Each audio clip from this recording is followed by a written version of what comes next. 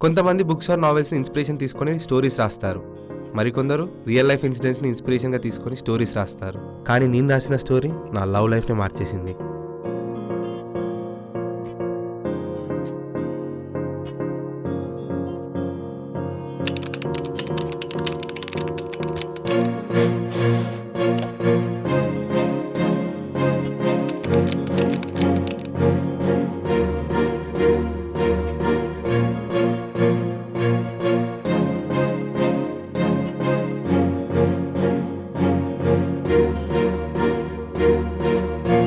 Behind every successful man there is a women అంటారు.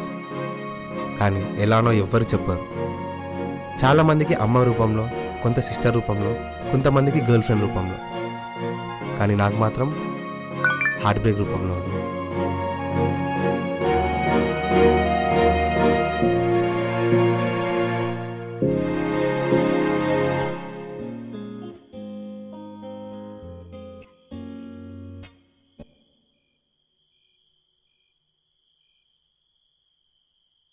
నా పేరు ఆకాష్.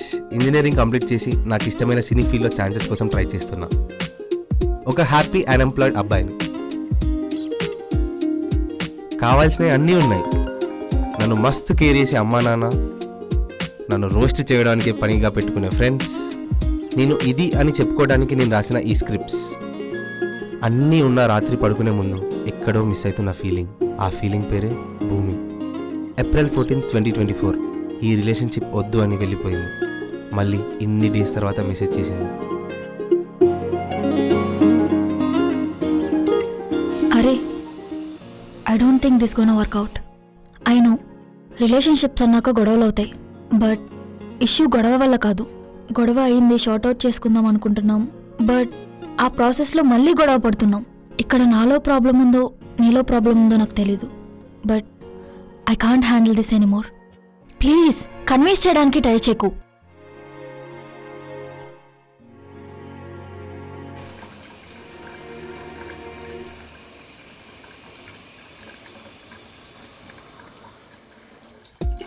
ఎగ్జామ్కి లేట్గా పోతాం. దరిద్రం బాలేకపోతే సినిమాకైనా ఒక 5 minutes లేట్గా పోతాం. కానీ పిల్ల పిలిచిందంటే 30 minutes ముందే అక్కడ ఉంటాం. అది మా అబ్బాయిల సంస్కారం.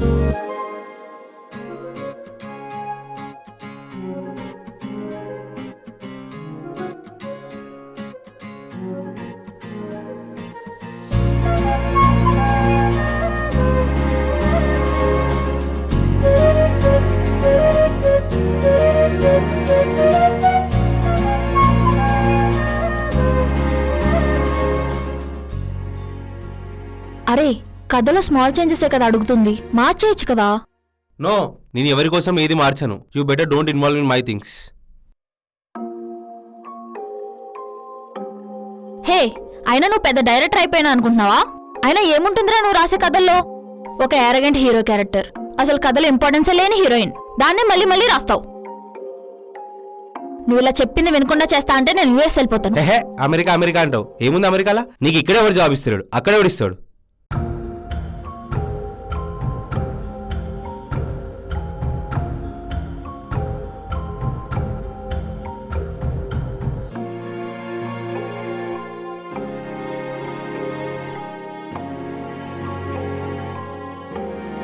హాయ్. హాయ్. ఎప్పటి నుంచి వెయిటింగ్? జస్ట్ 20 minutes అయింది.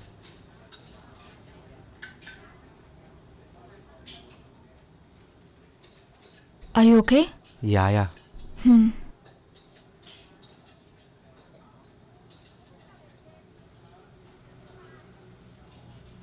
నువ్వేమన్నా ఆర్డర్ చేయి.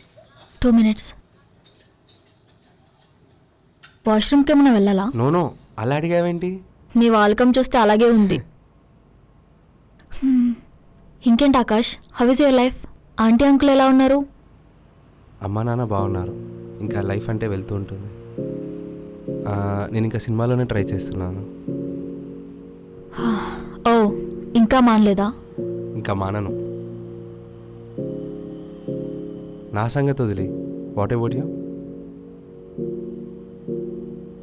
Akash, actually I'm flying to US.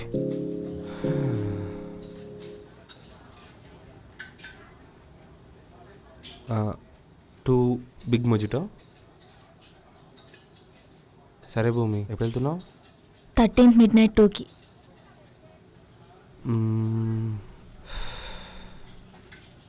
ఏంటి ఆకాష్, ఇంకా మర్చిపోలేదా? 1 year అవుతుంది. ఇంకా నా గురించి ఆలోచిస్తున్నావు అనిపించవచ్చు. బట్ ఆ రోజు ప్లీజ్ ఆకాష్, ఈ టాపిక్ అయితే వద్దు. ఎప్పుడు నువ్వు మాట్లాడాలనుకున్నామే మాట్లాడతావా? అవతల వాళ్ళకి మాట్లాడే ఛాన్స్ ఇవ్వవా? అప్పుడు అంతే, నువ్వు చెప్పాలనుకునే చెప్పేసినావు, వెళ్ళిపోయాను. మరి నేను చెప్పేది ఎవరు వింటారు? ఏం మాట్లాడతావురా? ఏం మాట్లాడతావు? మహా అయితే సారీ అంటావు, అంతకన్నా ఏం మాట్లాడతావు? ఒక్కసారి చెప్పి అవతల వాళ్ళు కన్విన్స్ అయిపోవాలంటే ఎలా? నేను మాట్లాడదాం అనుకున్నది కన్విన్స్ చేయడానికి కాదు, ఇద్దరం కూర్చొని కాంప్రమైజ్ అవ్వడానికి. కన్విన్స్ అయ్యే రిలేషన్షిప్లో ఉండడం కరెక్ట్ కాదు, కానీ ఈ రిలేషన్షిప్ కోసం కొన్ని విషయాల్లో కాంప్రమైజ్ అవ్వడంలో తప్పులేదు కదా. అలా కాదు, 1 year అవుతుంది. నాకు ఎప్పటికీ అర్థం కాని విషయం ఏంటంటే, where did all went wrong? ఎలాగో you are flying to abroad కదా, why can't you give a chance? Sort చేసుకుందాం కదా ప్లీజ్. నువ్వెంత చెప్పినా నేను కన్విన్స్ అవ్వలేనురా. నా రీజన్స్ నాకున్నాయి. సరే, నీ రీజన్స్ ఏంటో నువ్వు చెప్పు, నేను దానికి ఆన్సర్ ఇస్తా. ఇదేమైనా ఇంటర్వ్యూనా?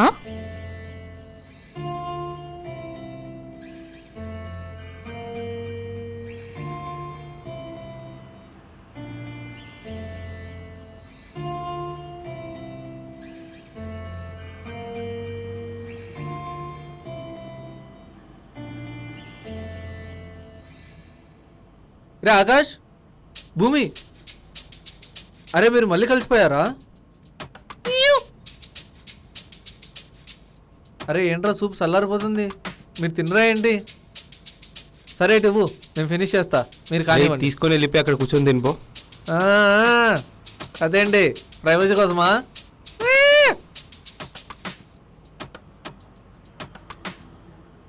వాడిని వదిలేయి, మనం 1 minute.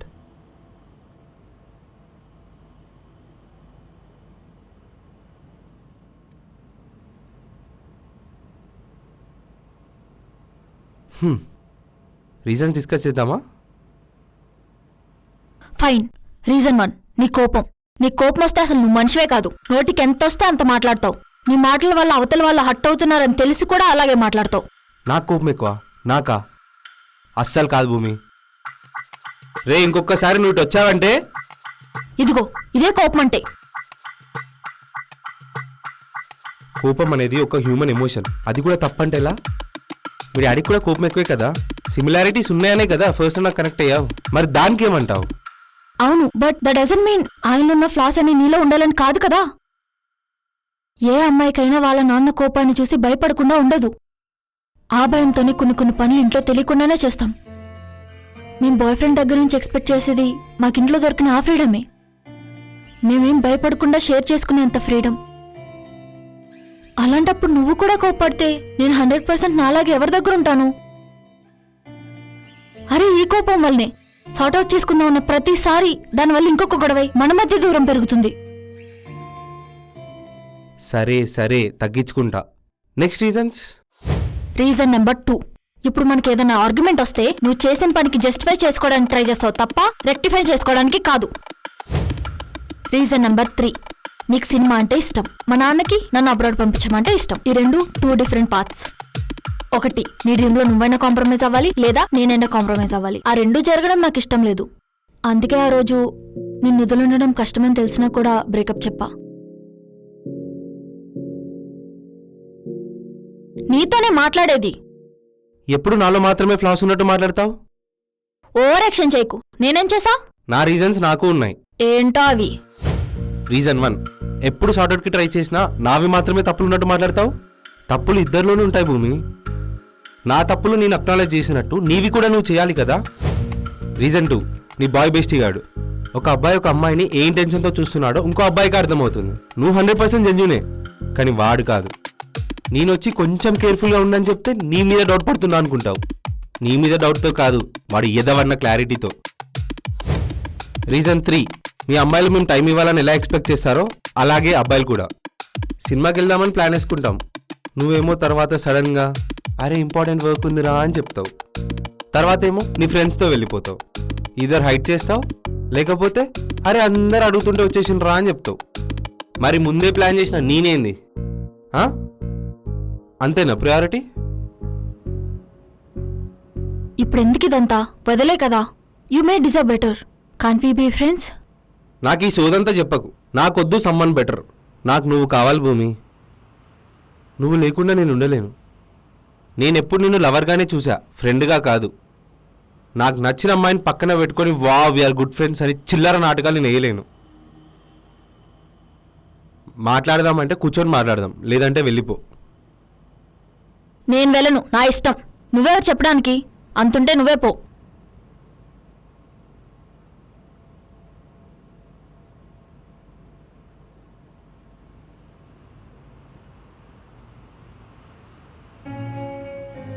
ఇప్పుడు రీజన్స్ డిస్కస్ చేస్తే ఎలా అవుతుందా? అమ్మో. రీజన్స్ డిస్కస్ చేద్దామా? అయితే వద్దులే.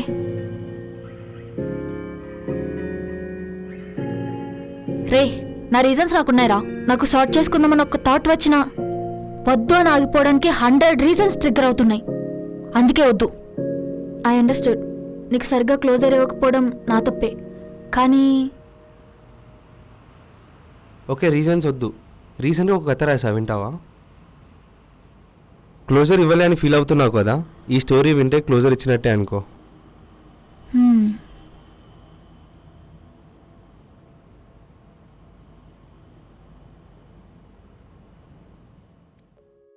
అనగనగనగా సూర్య అనే కాలేజ్ స్టూడెంట్. తన క్లాస్లో వెన్నెల లాంటి అమ్మాయి, పేరు వెన్నెల. సూర్య వెన్నెలని చూసిన మరుక్షణమే ప్రేమలో పడతాడు. వెన్నెలకేమో ప్రేమ అన్నా అబ్బాయిలతో మాట్లాడడం అన్నా ఇష్టం ఉండదు. సూర్య ఆయన గివప్ చేయడు. మన సూర్య తన మనసులో ఉన్న ప్రేమని అంతా ఎక్స్ప్రెస్ చేస్తూ తనని ఎలా అయినా ఇంప్రెస్ చేయాలని ఎన్నో ప్రయత్నాలు చేస్తుంటాడు. వెన్నెలనే ఫాలో అవుతూ ప్రతి చిన్న విషయంలో తన లవ్ని పీక్స్లో చూపిస్తూ ఇంప్రెస్ చేసేవాడు.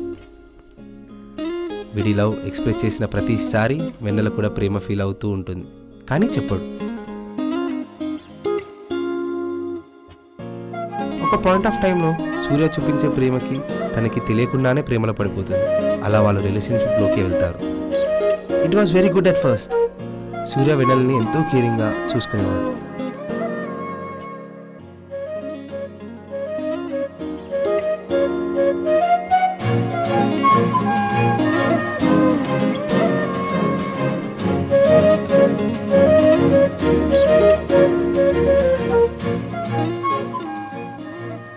సర్ప్రైజ్, గిఫ్ట్స్, పార్టీస్, అలా ఆ డేస్లో వాళ్ళ లైఫ్లో బెస్ట్ మూమెంట్స్ని క్రియేట్ చేసుకున్నారు.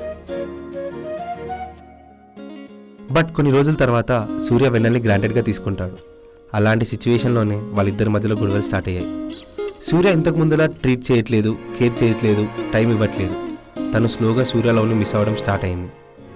అలా ఒకరోజు షీ రియలైజ్డ్, ప్రతిసారి సూర్యని ఎందుకు నాపై లవ్ చూపించాలి, why I'm not expressing my love to him అని ఆలోచనతో మొదట్లో సూర్య ఎలా ప్రేమించాడో అలానే ఎంత ప్రేమగా చూసుకున్నాడు, అంతకన్నా ఎక్కువగా తన ప్రేమను తనకి తిరిగి ఇస్తుంది. వెన్నెలని సూర్య మొదట్లో ఎలా ప్రేమించాడో అదే ఈవెంట్స్ని సూర్యకి గుర్తు చేస్తుంది. అప్పుడు అరే ఇది నేనిచ్చిన ప్రేమనే కదా అని రియలైజ్ అయ్యి వెన్నెలకి ఒక వన్ సైడ్ లవ్ థియరీ చెప్తాడు. లవ్ అనేది ఒక మ్యాజిక్, అది అన్ని రోజులు ఒకేలా ఉండదు. అందుకే మనం ప్రేమ విషయంలో మనం పేర్లని ఫాలో అవుదాం. వెన్నెలుంటే సూర్యుడు ఎలా ఉండడో అలా నేను ప్రేమిస్తే నువ్వు నా ప్రేమని ఫీల్ అవ్వు, నువ్వు ప్రేమిస్తే నేను ఫీల్ అవుతాను. సూర్యుడు చంద్రుడు కలిసి ఉండే టైం ఎంత తక్కువ, మన కోపాలు గొడవలు కూడా అలా వచ్చి వెళ్ళిపోవాలి. లవ్కి కూడా ఎక్స్పైరీ ఉంది అంటారు. ప్రేమ ఎప్పుడూ 2 డైరెక్షన్స్ ఉండాలనే రూల్ ఉందా? కొన్నిసార్లు లవర్స్ కూడా వన్ సైడ్ లవ్ని ఫాలో అవ్వచ్చు. ఇది లవ్ మ్యాడ్నెస్. ఇదే స్టోరీ ఇందాక నరేషన్ ఇచ్చారు. ప్రొడ్యూసర్ కూడా ఓకే చెప్పాడు. గుడ్, స్టోరీ చాలా బాగుంది. కంగ్రాట్స్. Thank you. ఓ, నువ్వు బ్రేకప్ చెప్పి వెళ్ళిపోయాక నేను కూడా బ్యాడ్ హ్యాబిట్స్తో ఫ్రెండ్షిప్ చేస్తూ అలానే ఉండిపోయాను. కానీ రీసెంట్గా ఈ లవ్ స్టోరీ రాస్తున్నప్పుడు తెలిసింది ఏంటంటే నువ్వు నాకు ఈజీగా దొరికేసావు భూమి. ఈ స్టోరీలో హీరో చేసినట్టు ఇంప్రెస్ చేయడానికి నేను ఎప్పుడూ కష్టపడలేదు. అందుకే నీ వాల్యూ తెలియలేదు. నువ్వు వదిలేసి వెళ్ళిపోయాక నీ నుండి రిప్లైస్ లేక నేను కూడా ఒక వన్ సైడ్ లవర్గా మిగిలిపోయాను. ఈ స్టోరీ రాశాకే తెలిసింది వన్ సైడ్ లవ్లో ఎంత పెయిన్ ఉంటుందని, ఎంత లవ్ ఉంటుందో. దీని తర్వాతే అర్థమైంది డే బై డే ఈ లవ్ ఇంక్రీజ్ అవుతూ వస్తుందని. అప్పుడే I got this one side love concept. ఎవరైతే మనకి ఈక్వల్ ఇంపార్టెన్స్ ఇస్తారో వాళ్ళని మనం పట్టించుకోము. ఎవరైతే మనల్ని ఇగ్నోర్ చేస్తారో వాళ్ళ కోసమే వెయిట్ చేస్తూ ఉంటాం. అదేంటో. ఫర్ ఎగ్జాంపుల్, అప్పట్లో నువ్వు షెల్ వి మీట్ టుమారో అని అంటుంటే ఎగ్జైట్మెంట్ రాకుండే.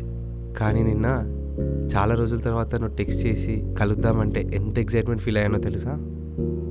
కలుద్దాం, నిన్ను కలవాలి, నీతో మాట్లాడాలి, నిన్ను ఒప్పించాలని మిర్రర్ ముందు కూడా ప్రాక్టీస్ చేసి వచ్చా తెలుసా?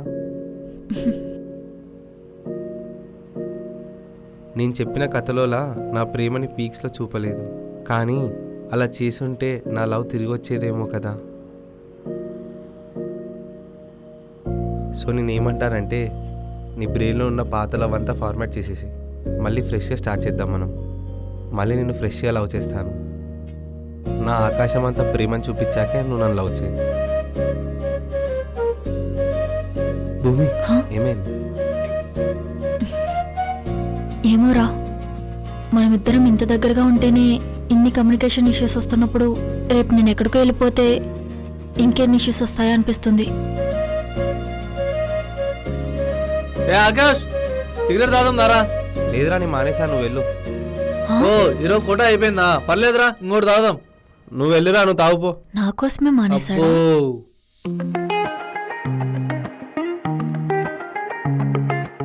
నా కోసమే నీ సిగరెట్లు తాగడం మానేచ్చు కదా ఆకాష్. ఈ ఆకాష్ ఆకాశంలో అంటాడు, ఎవ్వరి కోసం మారాడు.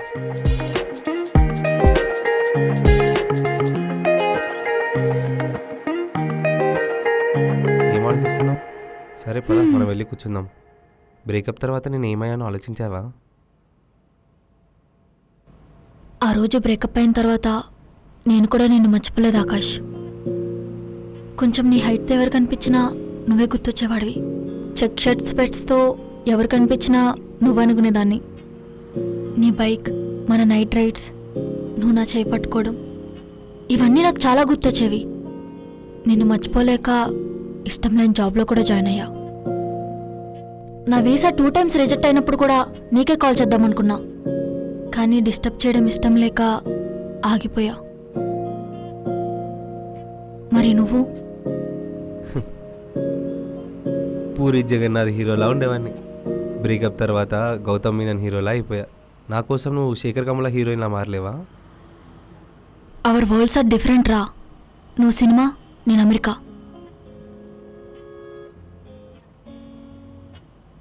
ఒకసారి నేను చెప్పేది విను. నాకు మన అమ్మ నాన్న మధ్యలో ఉండే బాండ్ లాంటిది కావాలి. వాళ్ళ మధ్యలో గంటల గంటల కన్వర్జేషన్స్ ఉండవు. ఇద్దరు కలిసి స్పెండ్ చేసే టైం చాలా తక్కువ. నాకు నీతో అలాంటి కన్వర్జేషన్స్ చాలు. మా అమ్మ నాన్న ఐ లవ్ యూ చెప్పుకోవడం నేను చూడలేదు, కానీ వాళ్ళ మధ్యలో ఉండే అండర్స్టాండింగ్ నాకు తెలుసు. రిలేషన్షిప్ అనేది ఎంత దగ్గరగా ఉన్నామన్న దాన్ని బట్టి కాదు, ఎంత అర్థం చేసుకున్నామన్న దాన్ని బట్టి ఉంటుంది. కానీ ఇప్పుడు నేను వెళ్ళిపోతే ఎప్పటికొస్తానో కూడా నాకు తెలియదురా. మన పేర్లలాగే మనం కూడా ఆకాశం భూమి కలవ్వు. ఆకాశం భూమి దూరం నుండి కలిసినట్టే ఉంటాయి. మనం కూడా దూరం నుండి దగ్గర అవుదాం. నీకు కొత్త ఆకాశని చూపిస్తాను. వన్ సైడ్ లవర్ని చూపిస్తాను నాలో.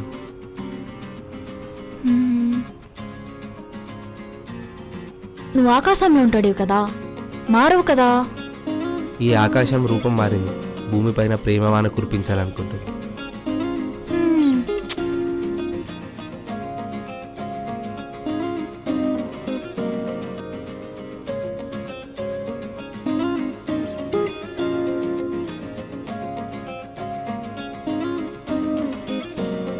టైం అయింది, డాడీ కాల్ చేస్తున్నారు. ఇంకొకసారి మీట్ అవుదాం ఆకాష్. బాయ్.